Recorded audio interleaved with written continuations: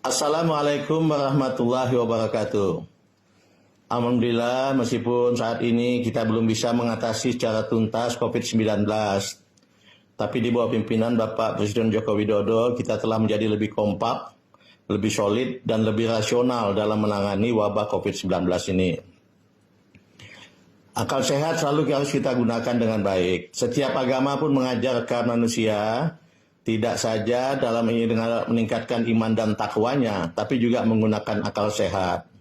Begitu juga dalam situasi pada saat ini, kita punya syariat agama, baik yang sunnah maupun yang wajib, kemudian punya kelaziman-kelaziman, kebiasaan-kebiasaan, contohnya misalnya biasa kita takbir keliling dan sebagainya. Tapi pada sisi lain ada wabah COVID-19. Nah, oleh sebab itu kita harus menggunakan akal sehat kita bagaimana menata ini. Ibadah tetap bisa jalan, kemudian penyebaran COVID-19 dapat kita cegah. Nah, untuk itulah kemudian kami mencoba merumuskan apa yang sebaiknya dilakukan pada saat puasa Ramadan dan Idul Fitri ini. Yang pertama harus dilakukan ya jelas bahwa puasa itu wajib dan harus kita lakukan dengan sebaik-baiknya. Karena itu akan meningkatkan iman dan takwa kita kepada Allah Subhanahu wa taala.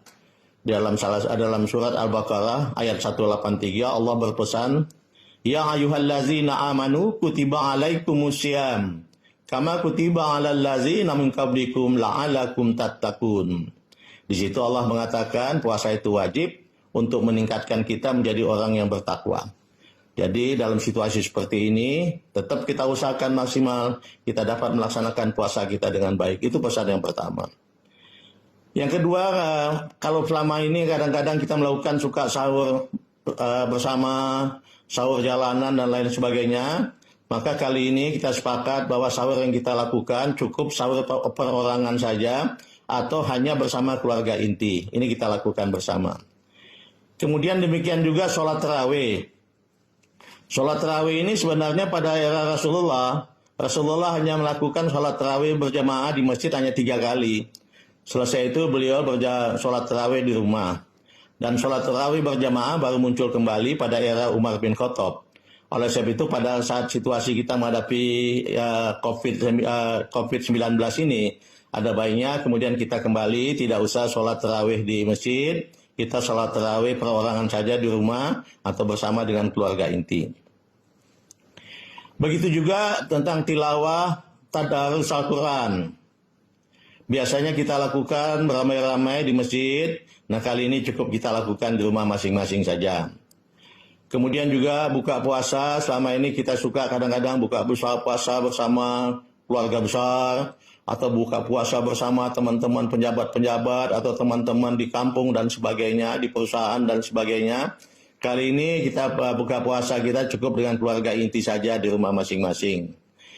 Kemudian demikian juga dengan nuzul Quran. Nuzul Quran ini selalu kita peringati dalam forum besar, misalnya di masjid, kemudian di balai-balai pertemuan, karena memang perlu diagungkan masalah turunnya Al-Quran ini. Tapi untuk kali ini kita isi di rumah masing-masing saja dengan berzikir dan berdoa begitu. Begitu juga takbir keliling, ini kebiasaan kita yang lalu. Maksudnya apa? Memang untuk menggemakan asma Allah itu dalam kaitan menyambut Idul Fitri. Tapi kali ini sebaiknya takbir keliling tidak usah dilakukan lagi. Kita cukup takbir melalui yang cukup menggunakan sound system masjid saja. Kemudian yang lainnya kita bisa takbir di rumah bersama dengan keluarga kecil kita masing-masing. Kemudian masalah iktikaf di masjid juga. Istikaf masjid memang disunatkan untuk kita lakukan terutama di 10 malam terakhir menjelang Idul Fitri.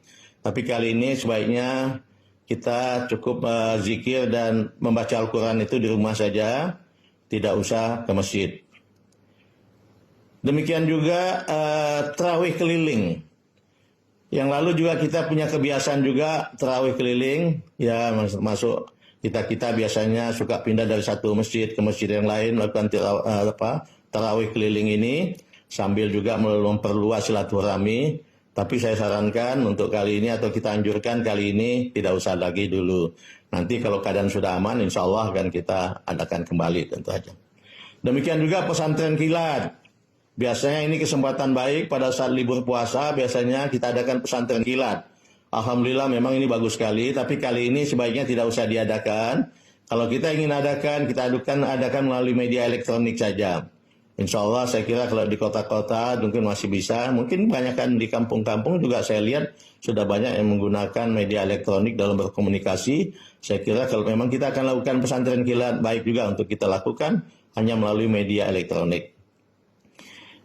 Demikian juga masalah halal bihalal. Permohonan maaf satu dengan yang lain ini kebiasaan yang sangat baik.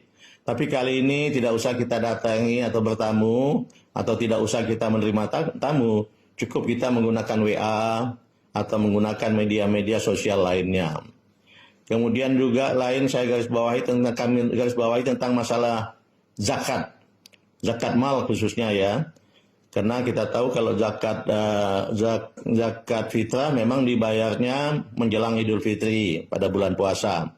Tapi zakat mal kita dapat lakukan kapan saja, dan kami atau kita semua menganjurkan supaya tidak usah ditunggu sampai bulan puasa atau mendekati Idul Fitri.